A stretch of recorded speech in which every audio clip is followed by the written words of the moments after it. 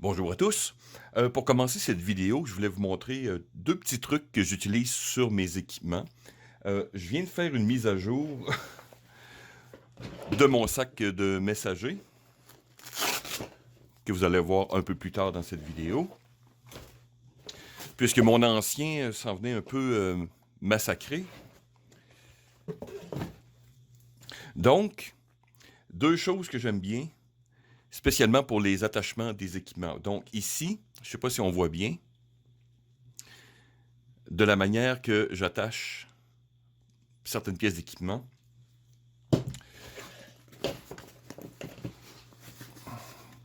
Spécialement sur les fermetures éclairs. Donc, au pire, je mettrai une photo plus en détail. Donc, qu'est-ce que c'est que cette chose? Il s'agit simplement de l'utilisation de tubes fondants qu'on appelle. Ce sont des tubes que l'on utilise souvent dans l'industrie automobile ou autre. On fait passer des fils et ensuite on prend un briquet et le tube va se rétrécir et se durcir. Donc, beaucoup de mes pièces d'équipement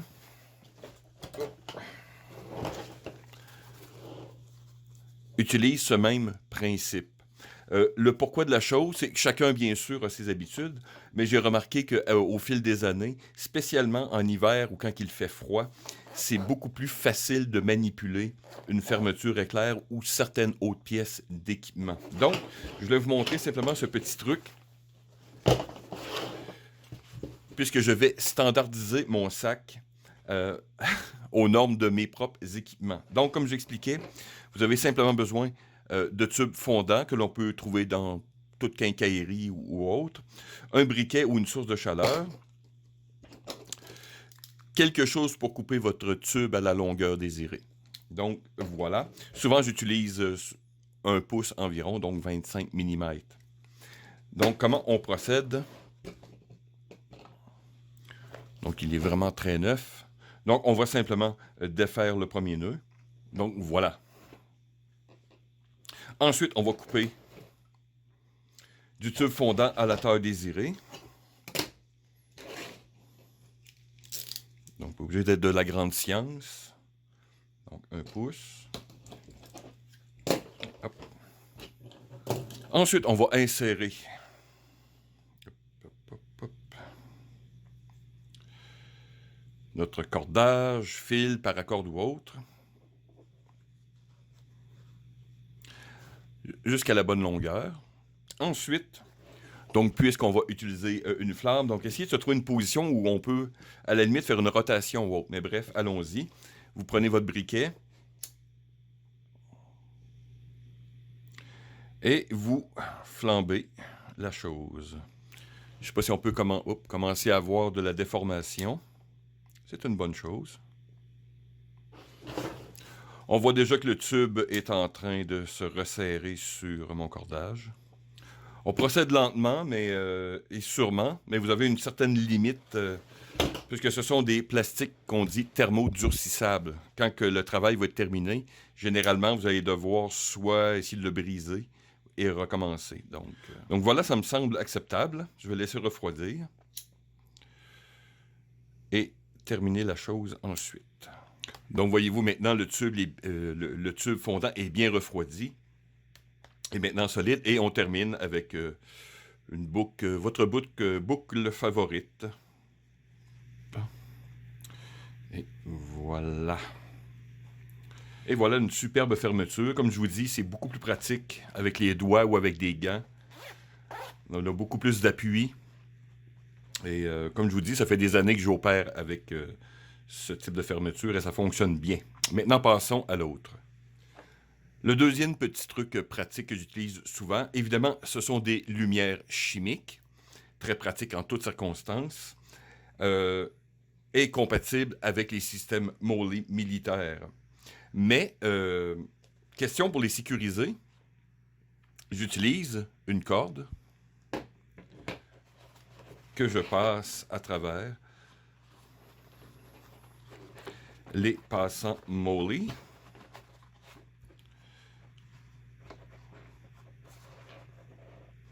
On passe sa lumière chimique et voyez-vous, j'ai juste la bonne longueur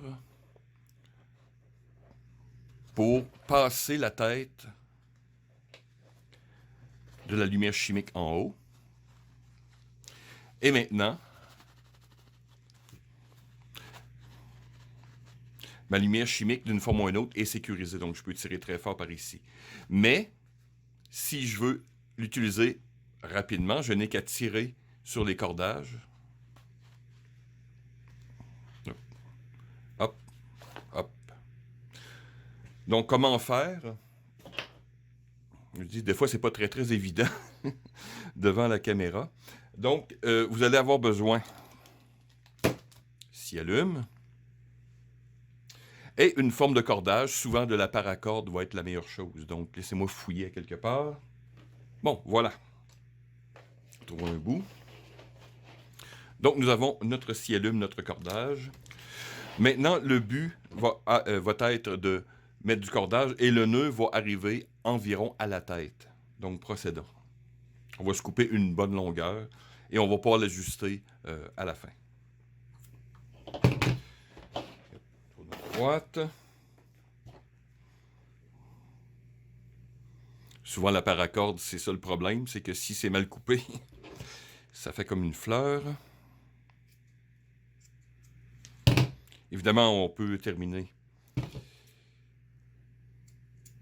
Hop. Faire des terminaux avec nos paracordes, si besoin est. Donc, généralement, tous les lumières chimiques sont équipées d'une espèce de crochet et d'un passant pour la corde. Voilà.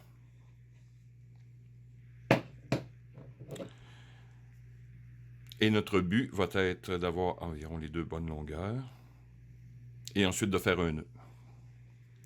Donc, je vais faire son terminal lui aussi, puisque c'est assez déplaisant. Travailler avec de la paracorde qui fait des fleurs. Donc voilà, la seule chose à faire, c'est qu'on va se faire un double nœud. On ne serre pas immédiatement.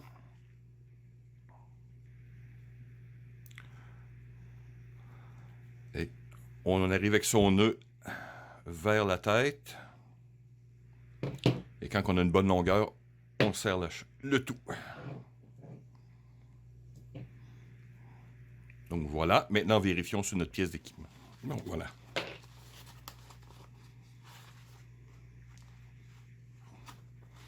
Donc une lumière chimique,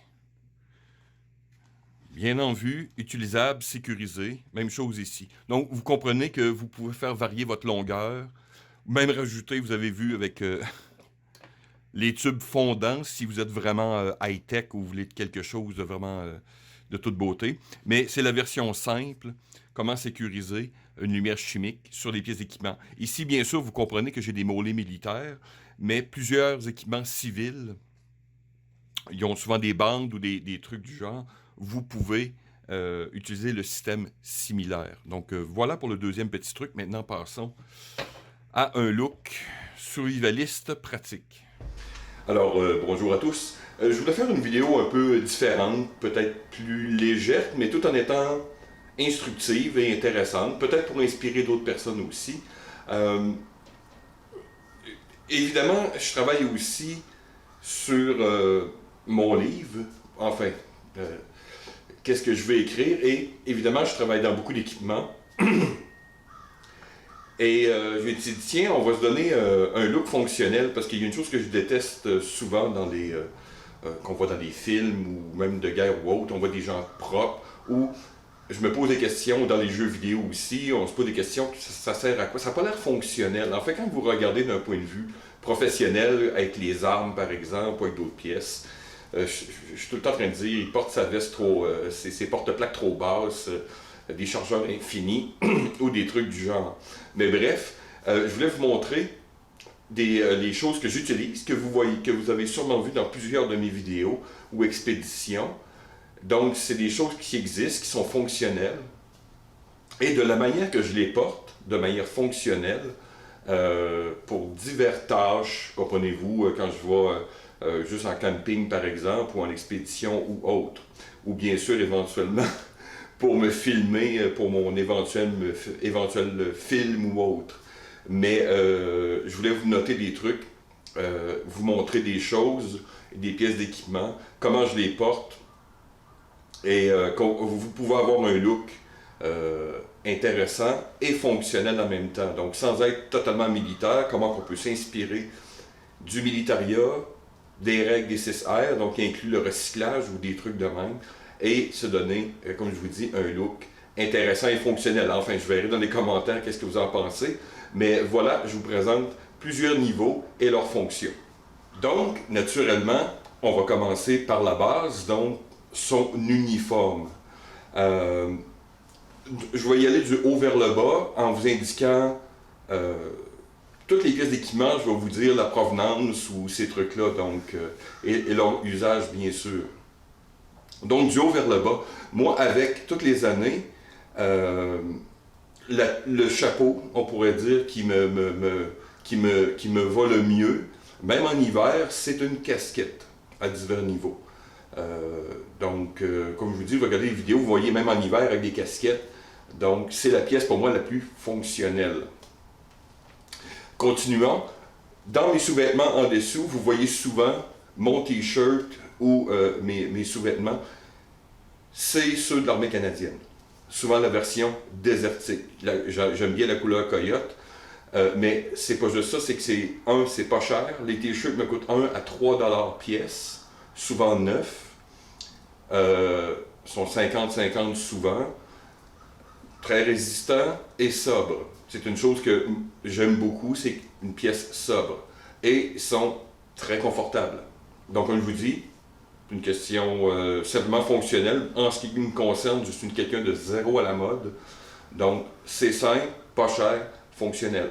Poursuivons, la chemise. La chemise c'est une chemise branded que j'ai pris chez ASMC, donc Miltech et tout ce qui va avec. C'est une reproduction de la chemise de combat allemande, mais en version Felgro ou le vert de campagne. J'ai beaucoup aimé puisqu'ils ont fait souvent des reproductions de pièces que j'adore. J'adore la chemise allemande par sa simplicité, sa robustesse, mais évidemment, on ne veut pas toujours se promener en camouflage. Donc, j'étais extrêmement content d'avoir trouvé cette chemise. C'est ma chemise favorite. Je la porte dans énormément de voyages et d'aventures. Donc, vous pouvez en voir plein, je mettrai des images si besoin. Simple, fonctionnel, c'est le repos exact. Donc, le velcro d'un côté pour l'unité et autres. La pochette ici, les deux poches de poitrine à boutons. Bon, tous les petits détails. Comme je vous dis, c'est pas une vidéo pour décrire toutes les pièces, mais c'est simplement pour vous dire que c'est une chemise extrêmement bien foutue à l'avant, zipper, donc tout. Donc, j'adore cette chemise.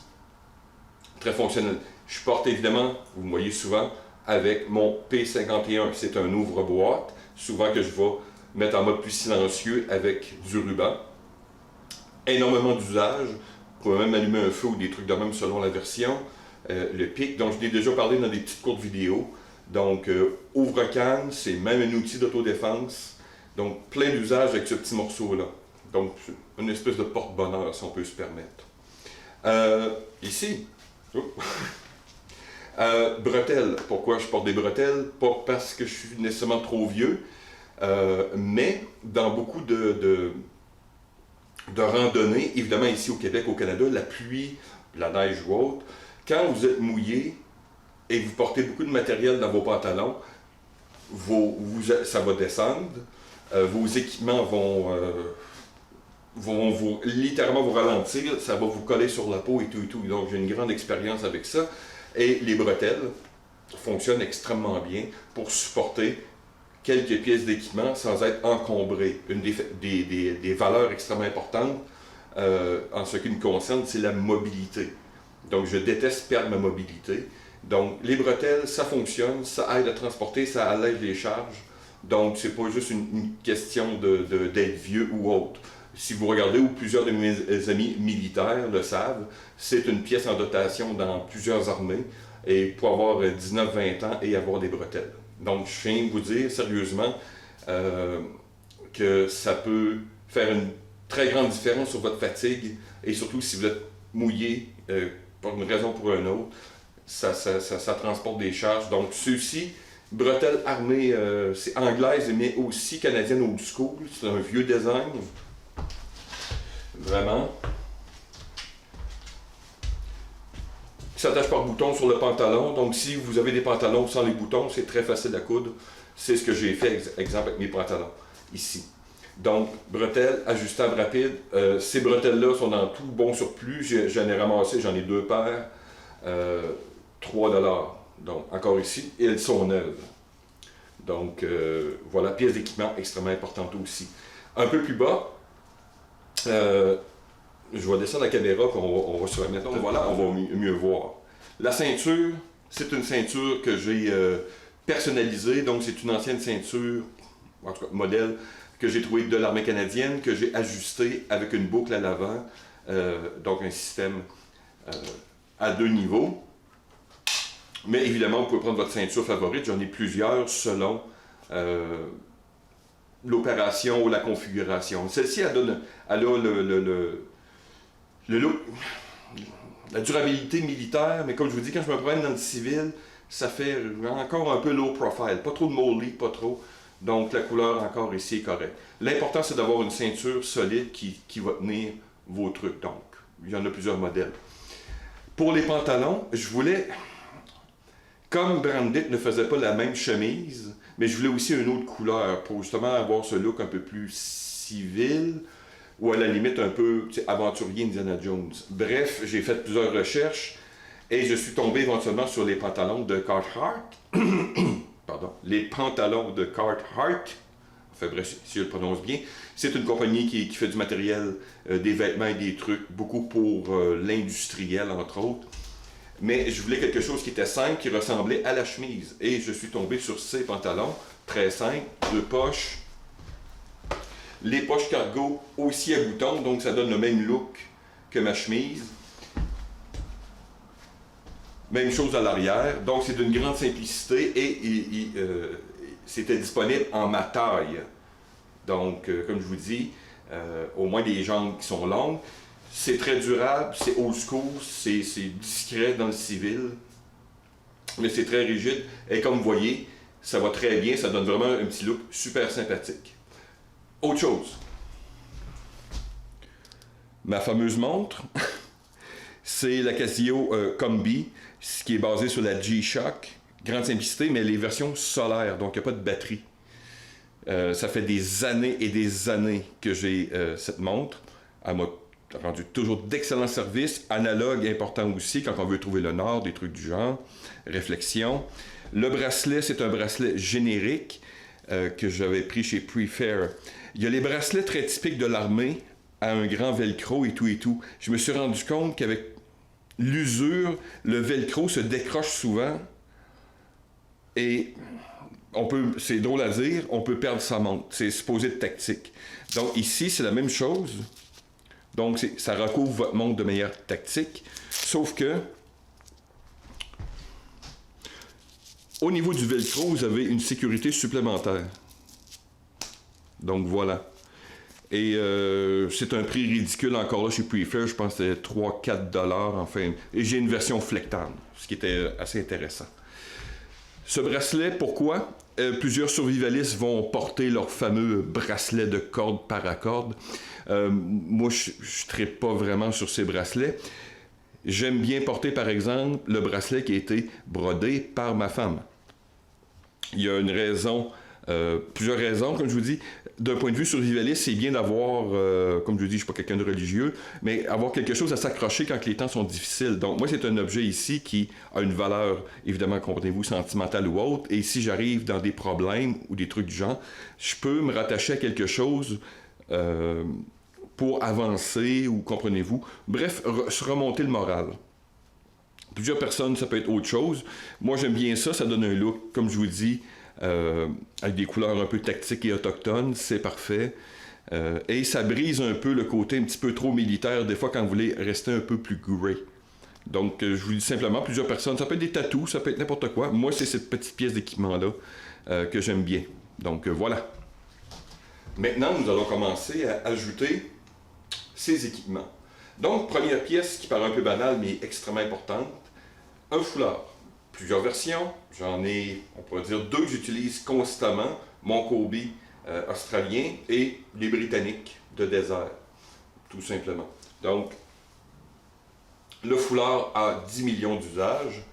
Bien sûr, pour régulariser votre température, sueur quand il fait très chaud. Comme je vous dis, c'est un excellent bandeau. Hop. Pansement rapide, bien sûr. Hop, hop. Clic. Garrot. Pré-filtre. Comme je montrais à mes étudiants à l'école de survie, des fois quand vous voulez passer votre eau pour enlever plusieurs des résidus ou de la poussière ou des trucs. Donc, 10 millions d'usages pour avoir un bandeau avec soi. Donc, passons à un peu plus d'outillage maintenant. Qu'est-ce que je porte? Exemple du côté droit. Ici, j'ai mon gros foulard. OK? Vous allez voir pourquoi je le mets de ce côté-ci. Ça sert à beaucoup d'usages. Vous pouvez bien sûr prendre des foulards camouflés ou bon, peu importe. Ici encore, c'est le foulard de l'armée canadienne de désert. Donc, beau, bon, pas cher. L'autre côté, deux autres pièces de vêtements qui peuvent être très utiles aussi. J'ai une espèce de foulard tubulaire qu'on s'en sert, voyez-vous, dans le désert ou quand il fait un peu plus froid.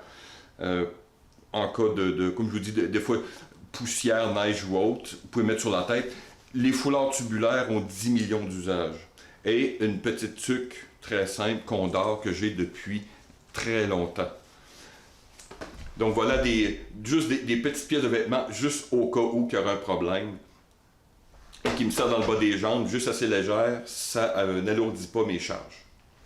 Maintenant, carabinier avec gants. Bien sûr, je peux traîner mes gants dans mes poches si je vais être plus discret, mais si vous êtes en opération, par exemple, plusieurs militaires utilisent ce système, des fois pour garder leurs gants ou les remettre, toujours à la même place, toujours sur vous. Vous pouvez les garder ensemble. Vous les avez toujours sous la main, sans en perdre un. Et comme je vous dis, les remettez ici. Vous allez voir aussi une manière pour les garder. C'est une manière. Moi, j'ai commencé à adopter ce système depuis quelques années et je trouve le système beaucoup plus pratique. Comme ça, j'oublie pas, j'ai toujours mes gants à côté. Et aussi, vous pouvez, c'est d'un côté tactique, les garder plus discrètement. Voilà. Donc, on commence à être un peu plus sérieux. Maintenant, l'outil extrêmement important et principal, mon couteau d'opération. Évidemment, chacun selon ses dons et ses besoins. Ici, j'ai pris mon Gerber LMF2 Infanterie avec la poche qui permet de conserver, bien sûr, une pierre affûtée ou d'autres trucs de survie ou d'outillage. Ici, avec sangle, vous comprenez, qui me passe sur la cuisse.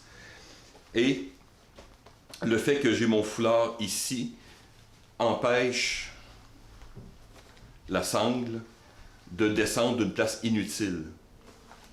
Donc de nuire à mes mouvements et je peux garder, comprenez-vous, mes gants ici à l'avant si besoin est. Si c'est comme on dit dans l'armée, une préparation au combat plus importante, une préparation à l'expédition dans ce cas-ci ou autre, à toutes les étapes, moi comme je vous dis, je priorise énormément la mobilité. Donc à toutes les étapes souvent, et on pourrait dire le combat aussi, spécialement à main nue. Donc à toutes les étapes, je regarde, est-ce qu'il y a une pièce d'équipement qui nuit, comprenez-vous, à mes mouvements, l'accès rapide, donc sécurité. C'est parfaitement le cas ici, l'angle est bon, mes pièces d'équipement sont bien ajustées, aucun bruit. Donc voilà, chose importante. Première poche opérationnelle, qui peut être techniquement optionnelle. C'est un kit qu'on pourrait dire d'hypothermie. À l'intérieur, je pourrais vous détailler par une photo, j'ai mon imperméable Snug Pack, donc qui est extrêmement large et très long, donc parfait pour mettre par-dessus si j'ai un pack-sac ou autre. J'ai une veste en polar, par exemple, en laine polaire. Dans ce cas-ci, c'est celle de l'armée britannique, qui est parfaite, qui est très longue dans le derrière.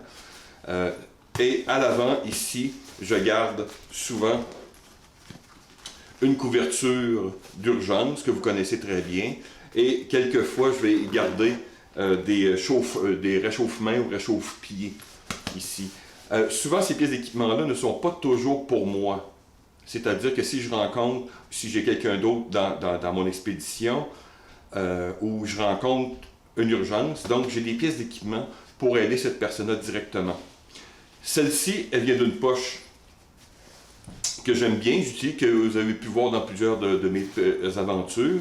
Donc encore une couleur qu'on appelle le Sewer Green, Ranger Green, une espèce de vert égout. Ce qui est bien, c'est discret. 2 modes d'attachement, donc vous avez une ceinture classique de sécurité, donc ça prend un mouvement particulier pour vous l'enlever. Ou vous avez des boucles pour la mettre à votre ceinture, donc si vous savez que vous êtes de manière plus permanente, vous pouvez l'attacher sur vos équipements. Sinon, comme j'aime bien, chaque fonction ou équipement ou autre s'attache, peuvent être enlevés selon votre mission. Donc, voilà. Je vais les mettre à ma ceinture, comme je vous dis, je vais mettre bien à mesure. Donc, les ajustements peuvent différer, comme je viens de le dire. Ici, je l'ai passé de manière classique sous ma ceinture, juste en dessous. Toujours sans problème d'accès pour mes poches régulières.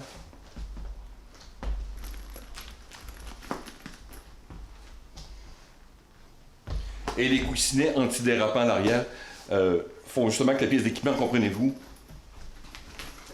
ne bouge absolument pas. Donc, j'ai aucun problème encore de mobilité.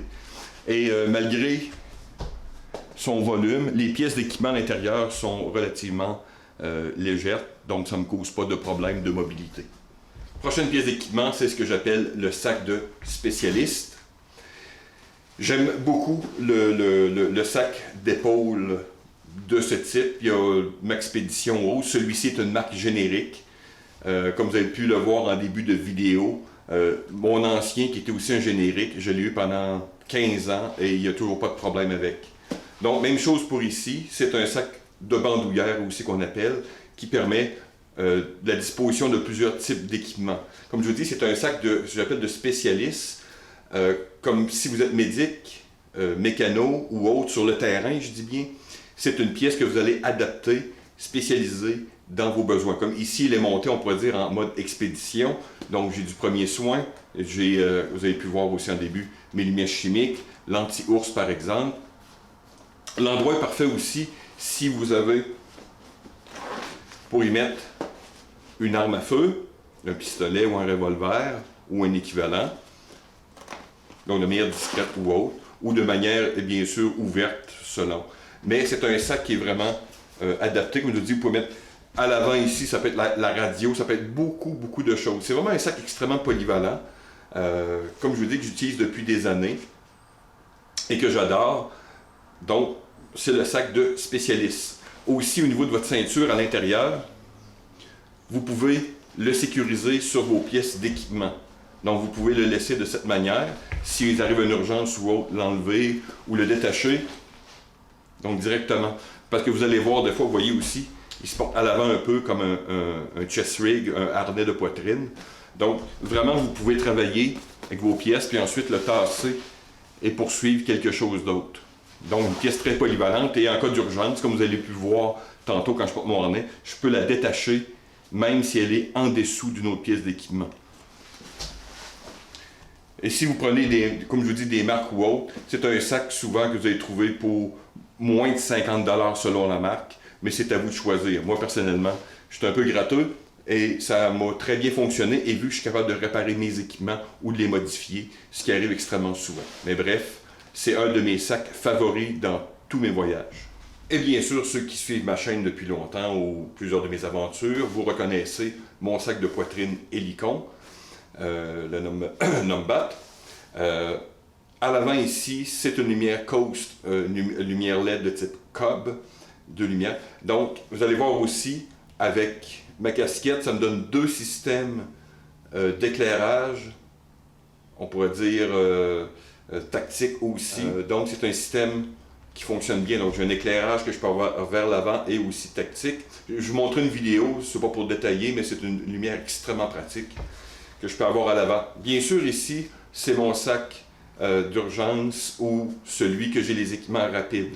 Vous avez pu voir dans certains endroits que j'utilise des choses rapides. J'ai mon eau, j'ai mon système de purification d'eau et d'autres outils que j'ai besoin sous la main, immédiatement, toujours en cas d'urgence. Donc, niveau 1, 2, 3. Donc, voyez-vous ici les équipements que je dispose. J'ai mes outils habituels qu'on pourrait définir un peu comme un EDC, Bob, un peu entre les deux. Donc, c'est des choses que vous avez constamment sur vous, essentielles à votre survie. Votre sac de spécialiste, mon kit, comme je vous dis que j'appelle kit d'hypothermie, qui peut être variable, qui peut aussi être transféré techniquement dans l'autre sac. Mais comme je vous dis ici, au Canada, Québec, la météo peut être très hostile. Donc j'aime bien avoir mes choses séparées, que ce soit pour moi ou en cas d'urgence, je peux prendre la pièce ou la tirer, comprenez-vous, et il n'y a pas de problème. Donc voilà pour tous ces niveaux-là. Autre chose rapidement à vous présenter. Genouillère. Je suis pas un très grand fan, mais avec le temps, j'ai trouvé un modèle que souvent les gens appellent modèle de jardinier. Donc ce n'est pas une coquille rigide. Ceux-ci sont les répliques des genouillères et des coudes aussi des parachutistes britanniques. Pas très cher, donc des fois vous allez les avoir pour... j'ai commandé en Europe, c'était 5 €, 10 la paire environ. Donc c'est de la mousse tout simplement, avec des attaches à velcro que j'ai légèrement modifiées pour ne pas nuire à ma mobilité. Souvent, les soldats, qu'est-ce qu'ils font aussi? Ils vont porter qu'un seul, souvent. Si vous êtes droitier, la droite, vous pouvez avoir les deux. Moi, j'en ai 3 paires. Mais ça, c'était pour d'autres choses. Mais c'est une pièce d'équipement, des fois, qui se révèle être assez pratique, spécialement, vous savez que les blessures aux jambes, ça peut être vraiment mortel en cas d'expédition ou de survie. Donc, c'est peut-être une petite chose à garder dans ces équipements genouillères. Et pour ma tête, depuis que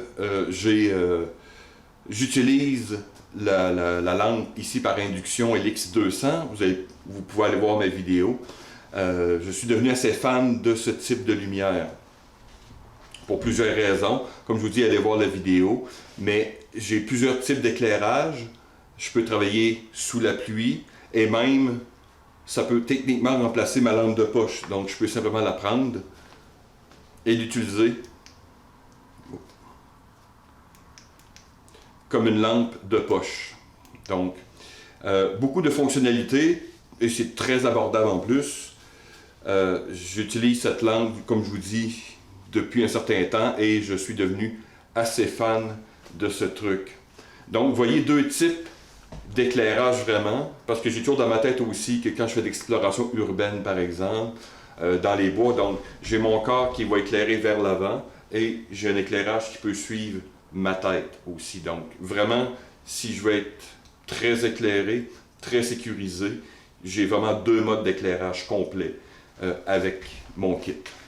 Et bien sûr, en dernière ligne, donc niveau 3, mon sac hollandais, que vous avez pu aller voir ma vidéo sur ce sac.